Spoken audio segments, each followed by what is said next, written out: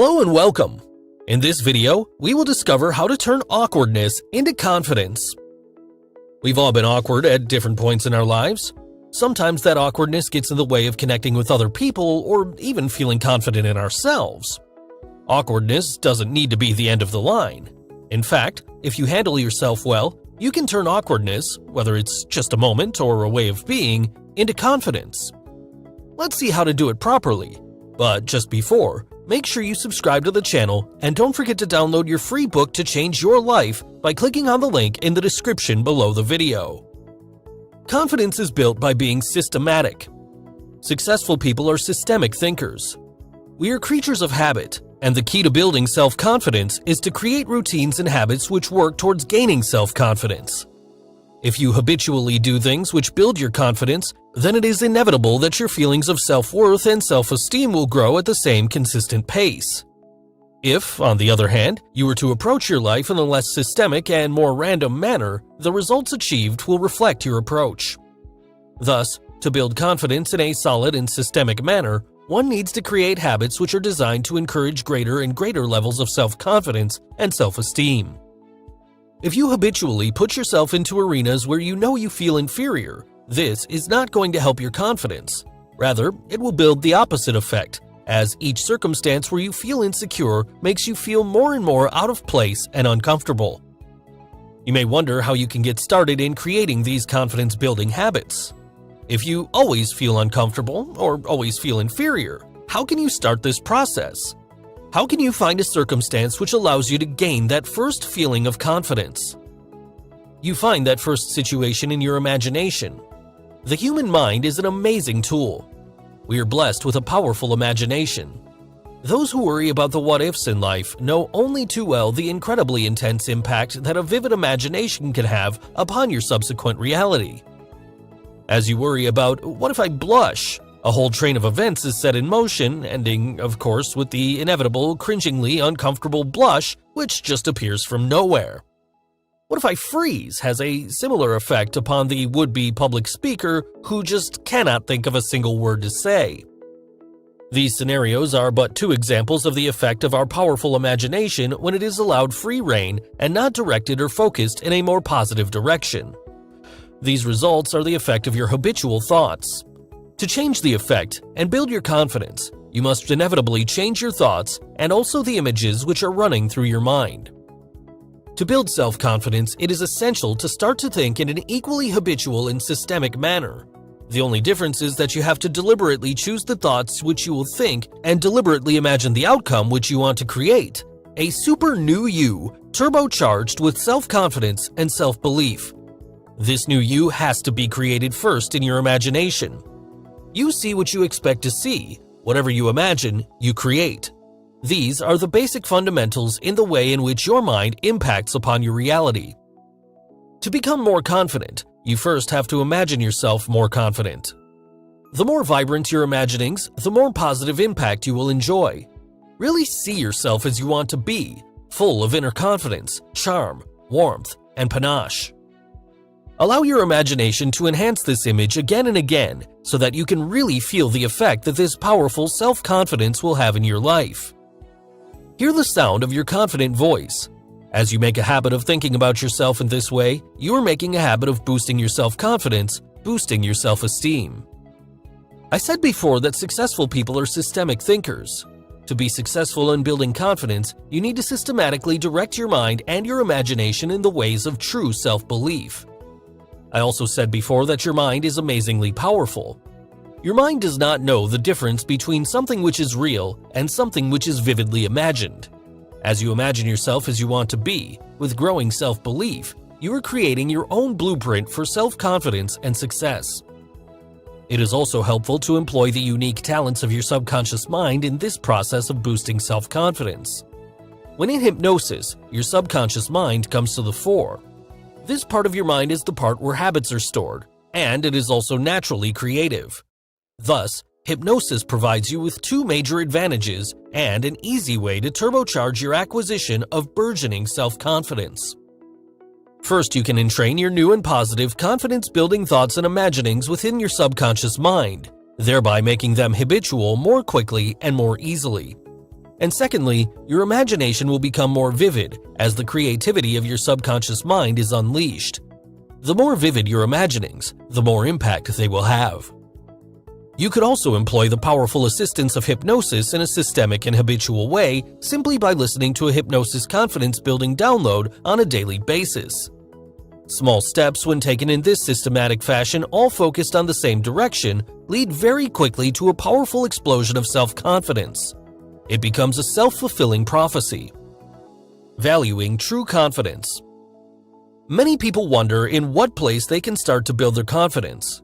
It is important to take a systematic approach to the acquisition of greater self-confidence.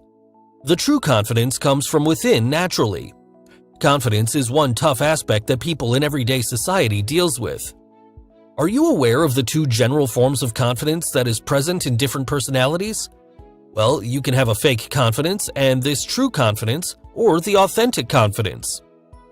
The first one merely implies confidence in a fancy manner, wherein a person tries to show confidence falsely to the point of making everybody around him that he has possessed the bigger issue confidently. On the other hand, true confidence, or the confidence of authenticity, simply lays down the fact of being greatly confident in a very natural way. A person might just be naturally born of it, or has learned to acquire this kind of confidence in the process of his personality growth and nurture this in a very humble but noble way that makes him an ideal person. So, how can you distinguish false confidence from true confidence? False confidence is more on showing off and even boasting or exaggerating the display of that confidence that person may have. It seeks more and more attention all the time. An individual possessing this kind of confidence always finds a way to get him in the center of attraction in everything and everywhere, and even overreacts to certain situations and conditions he is just into to be noticed. Signs like an overprojection in voice tone, awkward body language, and taking glances sideways every time may be associated with fake confidence. However, looking for true confidence is rather easy, as you won't find any awkwardness in a person having it. He speaks and acts naturally, and even pays more attention to your interests and concerns without the motive of being noticed for anything he may positively possess. Yes, we're only humans with all the ups and downs in life that we tend to feel insecure and the need to be loved and noticed at times, but we can actually turn all our insecurities to its positive side and get that genuine true confidence. We can start by simply knowing ourselves better every step of the way in our daily behavior and the way we deal with every situation and personalities. Evaluate weaknesses and strengths and try to confront your fears slowly till you become really humble to admit to yourself that you are actually a nobody, but that nobody could be a real somebody in a very natural way if only you know how to take control of everything that gets in your way naturally. Honesty, integrity, and perseverance play a great teamwork here in your quest for true confidence. True confidence must be nurtured every day. Push yourself slowly but consistently for your true confidence goal. Interact with different people and show genuine fondness, and take time to listen to every person's concern and stories they may have along the way. With all these actions that you do naturally, your mindset may also be turned naturally progressively. Look how far you've come, and never let any negative thing let you down in all your efforts to get true confidence. How to build confidence in yourself. It can be hard to be confident in yourself if you're socially awkward. What you need to know is that no one is perfect in every social situation. Those who are confident in themselves have become that way through experience. Experience is always your greatest teacher, regardless of what you are trying to get better at. Start talking to people. You will never overcome your shyness if you don't start interacting with people. This doesn't have to be a complicated matter when you are first starting out. Simply saying hi to someone who you work with will get the ball rolling. From there, you will start to see that talking to people isn't that scary. This hopefully will get you talking to people on a regular basis. Learn how to make small talk. There are some topics that are always good to talk about. Sporting events are always a hot topic of conversation. Maybe there was a game that you saw that had an amazing play that you could bring up at the office. Learn a little about pop culture, history, or anything else that people may find interesting. This will ensure that you can talk to people without saying anything that will offend or insult anybody. Ask for honest feedback. You will never learn anything about yourself unless you ask for feedback. Ask your parents if there is anything that you do that could turn people off. Maybe you twirl your hair too much when you talk. Perhaps you drone on for hours about subjects that other people don't find interesting. Your clothes could be out of date or just plain ugly. Anything that you can learn about yourself that is unattractive to other people can be a big help. Don't assume that you have to change in order to get people to like you. However, you can make subtle adjustments to your personality in an attempt to fit in better. Learn to understand body language. Learning how to interpret body language will also help you make adjustments to your social habits. People who don't respond to you when you are talking are usually bored. They may also be really interested in what you have to say. You can tell someone is interested because they will make eye contact, slightly nod their head in agreement, and ask questions from time to time. A good rule of thumb is never talk for more than 60 seconds at a time. This allows others to get in on the conversation as well. Practice good hygiene. People who smell bad will never make any friends. Remember to shower, use deodorant, and brush your teeth. Those who look their best usually feel their best. When you feel your best, you generally feel confident enough to approach people. How to build confidence is all about understanding how people behave. Talk to people on a regular basis to get comfortable with interacting with others. Learn to make small talk because you want to have something to say if you are going to have a conversation. Observe body language whenever you are interacting with someone. Finally, get honest feedback about why you may be having trouble making friends. Knowing your weaknesses will help you turn them into strengths. Overcoming awkwardness. Awkwardness takes many forms. As teenagers, we often feel awkward because of all the changes that are taking place in our bodies. But there are also situations later in our life when that feeling of awkwardness crops up again. Here are some simple ways of overcoming awkwardness. 1. Start smiling. Smiles just ease tension, it really is that simple. If you wander around with a look of doom and gloom, almost as if you're being followed by your own miniature version of Thor, then you will repel people, or they'll feel awkward when they're near you. But if you begin to smile more often, you'll more often than not get the same reaction from other people. Putting them more at ease will, in turn, help to put you more at ease being around other people.